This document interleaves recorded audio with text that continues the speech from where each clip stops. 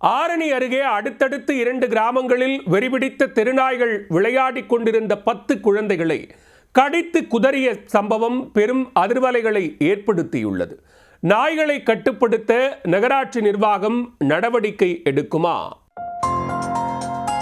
திருவண்ணாமலை மாவட்டம் ஆரணி அருகே சீனிவாசபுரம் கிராமத்தைச் சேர்ந்த சிறுவன் 7 வயதான ஜிஷ்ணு. 2ஆம் வகுப்பு படித்து வரும் சிறுவன் சம்பவத்தன்று டியூஷனுக்கு செல்வதாக கூறிவிட்டு புத்தக பையுடன் சென்றுள்ளான். போகும்போது அப்பகுதியில் சுற்றி கொண்டிருந்த வெறிபிடித்த நாய் ஒன்று சிறுவனை பார்த்ததும் துரத்த ஆரம்பித்துள்ளது. நாயிடம் இருந்து தப்பிக்க முடியாத சிறுவன் அதன் ஆவேச தாக்குதலுக்கு ஆளாக நேர்ந்தது.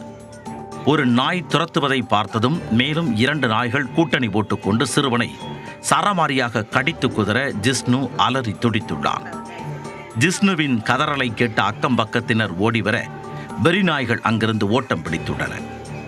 அத்தோடு அடங்கவில்லை அந்த வெறி நாய்கள். பக்கத்தில் உள்ள மற்றொரு பகுதிக்கு சென்ற அந்த நாய்கள் அங்கு வீதியில் விளையாடி கொண்டிருந்த அஷயா, ராஜஸ்ரீ, யுவஸ்ரீ பிரியா ஆகிய குழந்தைகளையும் கடித்து குதறி உள்ளன.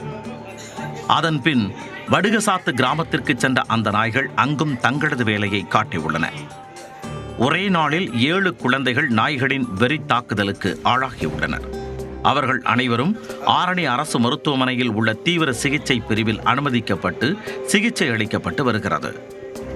ஆரணி மற்றும் சுற்றுவட்டார பகுதிகளில் நாளுக்கு நாள் நாய் தொல்லை அதிகரித்து வருவதாக பாதிக்கப்பட்டவர்கள் தெரிவிக்கின்றனர். நாய்களை பிடித்து கருத்தடை செய்ய வேண்டும் என்றும் அவர்கள் கோரிக்கை விடுத்துள்ளனர். ஆரணி அருகே அடுத்தடுத்த கிராமங்களில் 7 குழந்தைகளை வெறி நாய்கள் கடித்து குதறிய சம்பவம் கிராம மக்களிடையே பெரும் அச்சத்தை ஏற்படுத்தியுள்ளன.